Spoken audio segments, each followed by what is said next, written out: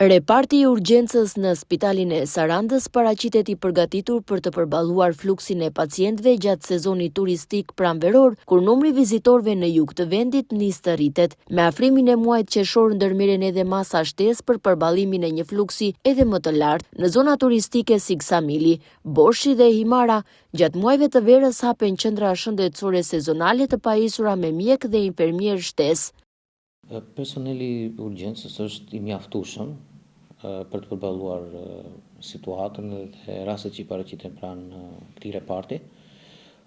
Pastaj marrja e masave fillon nga qershori, atëherë kushtohet jashtëzakonisht shumë fluksi i turistave dhe kjo ndodh me hapjen e qendrave verore që hapen në Ksamil, Borsh apo Himar, hapen qendra sekondare me mjekë dhe me infermier të shtuar për të përballuar fluksin. Gjatë kësaj periudhe rastet më të shpeshta që paraqiten në urgjencë janë gastroenteritet dhe virozat sezonale, të lidhura kryesisht me ndryshimin e klimës dhe ushqimit nga ana e turistëve. Në periudhën e sezonit turistik më të shpeshta janë gastroenteritet.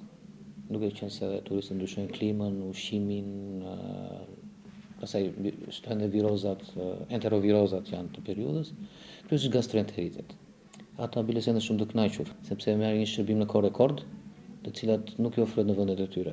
Dhe ata ngelen shumë të habitur për shpejtësinë që marrin shërbimin pranë urgjencës spitalit ton, pasi në shtetet e tyre kanë radhje pritje goxha të lartë në urgjencë.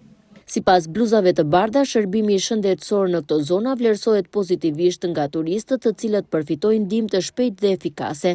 Krahasuar me vendet e tyre ku shpesh hasen pritje të gjata, shumë vizitorë janë shprehur të surprizuar nga cilësia dhe shpejtësia e shërbimit që marrin gjatë qëndrimit në Shqipëri.